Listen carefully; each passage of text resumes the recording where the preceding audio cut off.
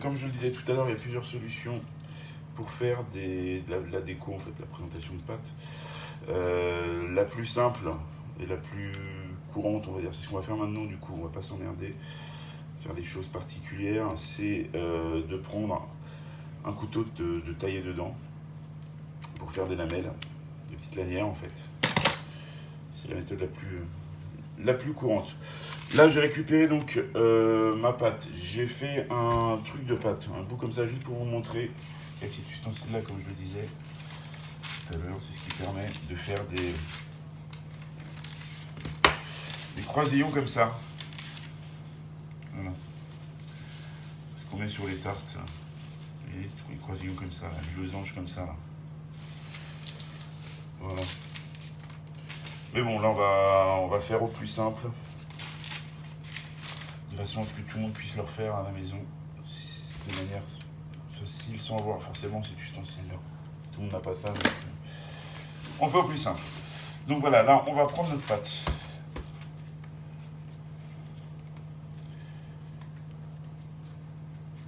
On va récupérer les petits bouts qui sont tombés au passage.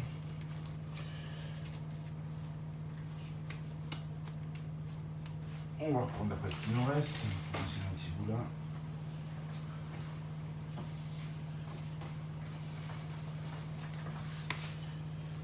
On va juste la retravailler un petit peu.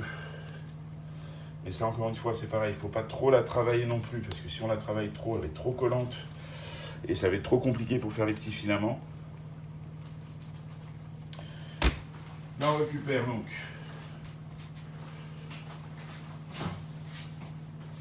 le fond de tarte. Alors là, pour nos amis du Québec, si vous voulez pas mettre de confiture, vous pouvez mettre du sirop d'érable. Mais pour ça, il faudra faire une crème à base de crème fraîche liquide et crème fraîche liquide entière et sirop d'érable.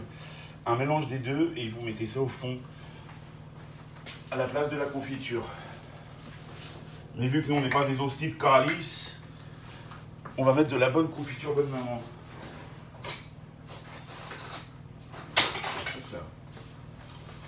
Voilà. Donc là, ah oui, une autre chose, ouais. Ce qui est possible de faire aussi, ce que je fais des fois, c'est-à-dire qu'au lieu de faire des croisillons, on va peut-être faire ça maintenant du coup. Faire des croisillons, au lieu de faire des croisillons, faire une étoile, une grosse étoile, en superposant des petits boudins de pâte. Comme ça permet de changer la confiture et de mettre différents goûts. Mais je me tâte. Ouais, non. On va faire confiture classique. Donc là, on y va. On verse le pot. C'est pas pour les diabétiques. Alors sinon, c'est pour ceux qui vont bientôt l'être comme moi, à force de manger du sucre. C'est pas conseillé, en tout cas, d'en abuser. Mais bon, là, ça va. On est sur un pot de confiture, certes, c'est énorme, mais on est quand même sur un gros gâteau. On n'est pas sur un gâteau pour 2 personnes, quoi. Voilà. Impeccable. Limite, ça en manquera un peu. Limite, ça en manquera un peu. Maintenant, on vient étaler à la confiture.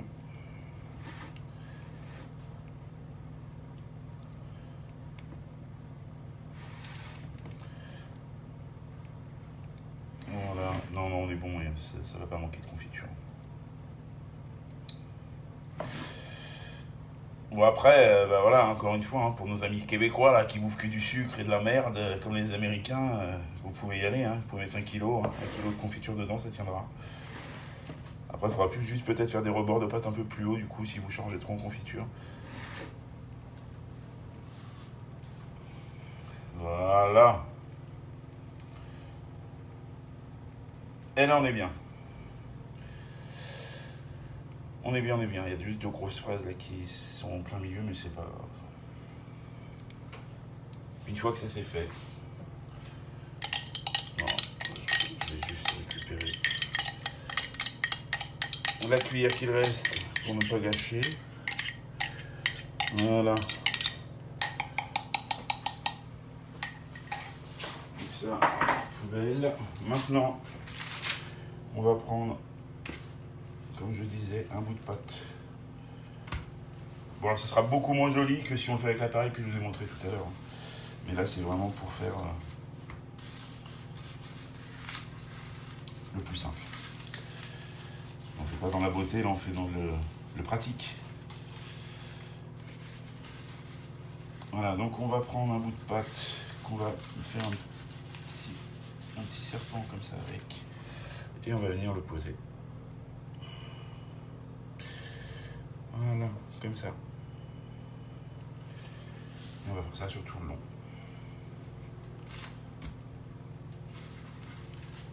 Alors, il faut savoir une chose, c'est que là, c'est quand même assez gros. Parce que ça va gonfler un petit peu. La pâte va gonfler un peu, mais bon. Ça enlève rien au goût. C'est juste le visuel qui sera peut-être un petit peu moins joli pour le coup. Mais ça sera pas bien dérangeant.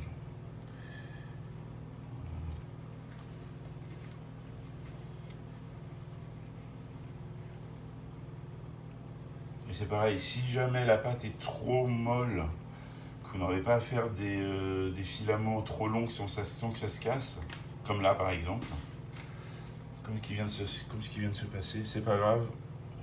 Vous posez le filament, vous arrêtez et vous prenez de l'autre côté en appuyant un tout petit peu. Vu que la pâte est molle, ça va se souder sans aucun problème.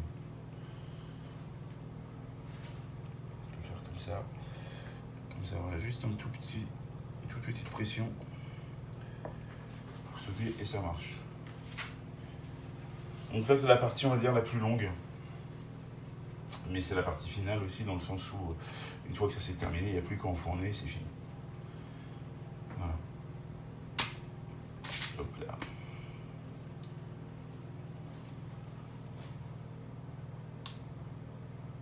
Donc là, on arrive au bout de la recette. Juste refaire en 2 filaments dans ce sens-là, après ça sera fini. On fait les filaments dans l'autre sens et on enfourne et basta.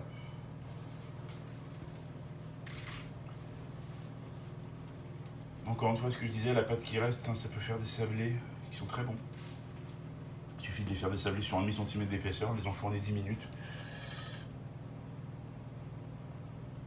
Et ça fait des bons sablés au citron.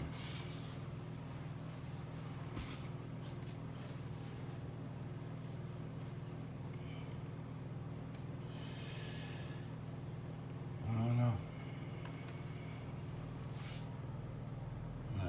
Ouais. Oh non. On va faire ça comme ça. Vous voyez, par exemple, là, la pâte va être un peu plus grosse, donc ça sera un peu plus gros. Au contraire, ça permet de montrer que c'est du homemade. On voit bien que c'est du fait maison comme ça.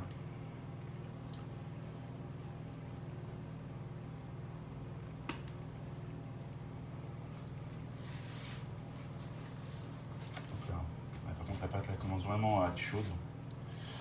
Là, le petit bout là, je vais le laisser tomber. Je vais en prendre un autre qui sera un peu moins chaud. Parce que là, commence à être dur à travailler du coup. Elle est trop molle. Voilà, ça va mieux.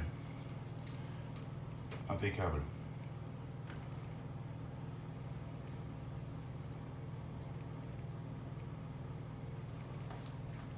Et donc, on va continuer. On va faire nos petits traits.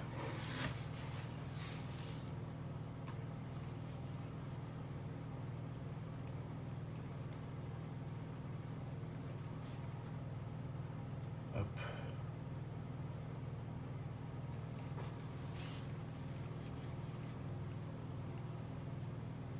Hop, hop.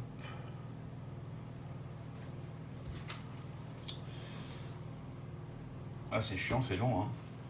Mais vu que je fais des recettes en live de bout en bout, de façon à ce qu'on puisse vraiment se rendre compte du temps que ça prend à faire.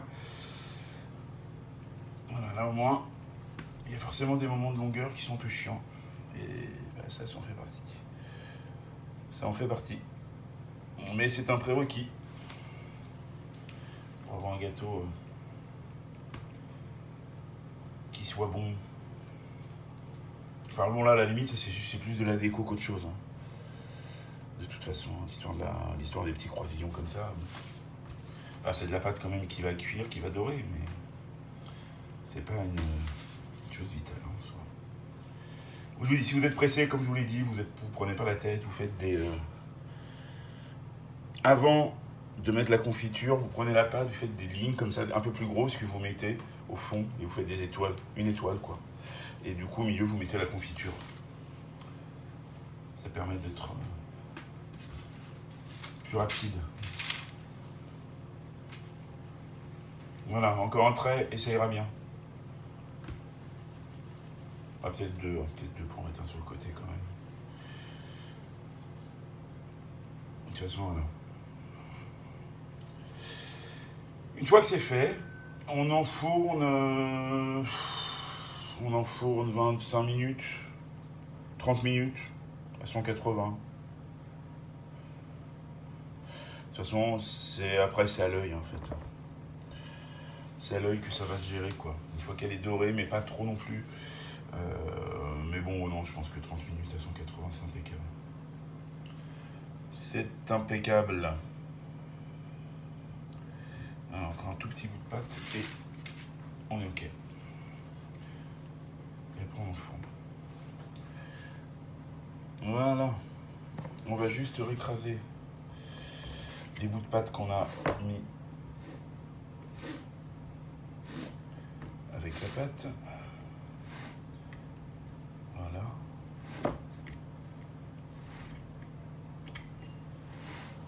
Voilà, qui est fait.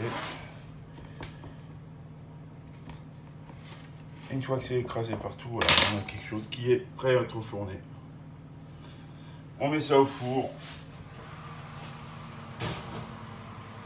Hop.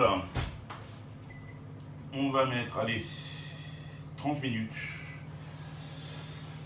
Et pendant ce temps-là, on va faire nos sablés, que je n'avais pas prévu de faire maintenant, cela dit, mais bon, c'est pas grave. Pendant que la pâte est là, pendant que tout est là. Peut-être juste regarder pour prendre des moules à sabler éventuellement. Alors, je sais que j'en ai 150. Ouais, on va pas s'emmerder, on va juste faire des... Allez. On va faire au plus simple. On va faire des sablés en cœur. J'avais pas prévu de faire ça en fait. J'avais pas prévu de faire ça.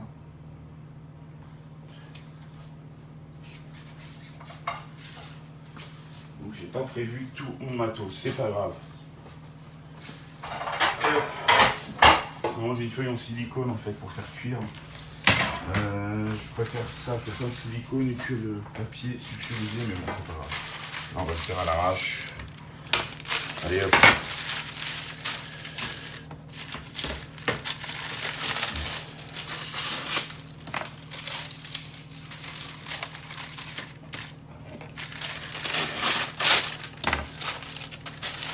Voilà. On s'en fout, c'est juste pour faire cuire 3 sablés de toute façon.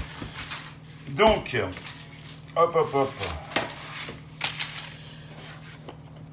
On va récupérer notre pâte, qui du coup est, pour le coup, est bien molle. Hein. Elle est bien mollassonne, mais c'est pas grave. On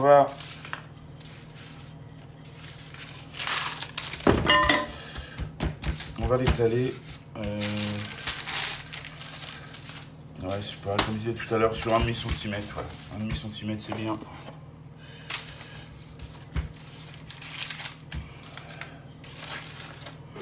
Voilà, parfait. Et on va tailler. Oula. On va tailler nos sablés.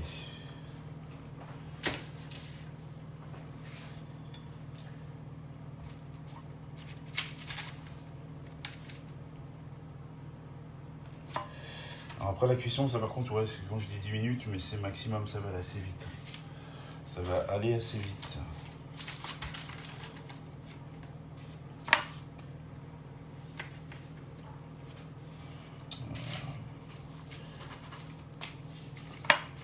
Hop. Hop, hop, hop.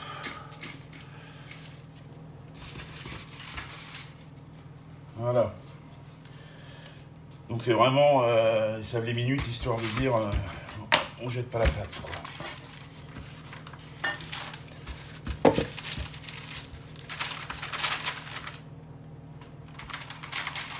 C'est un peu plus épais là pour le coup. J'ai juste les rétaler un peu avec les doigts. Bon, ils seront moins jolis, mais c'est pas grave. Le goût sera là, malgré tout.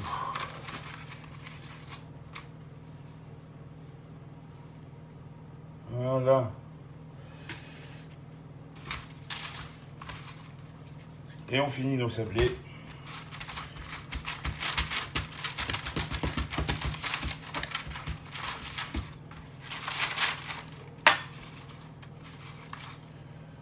Parfait.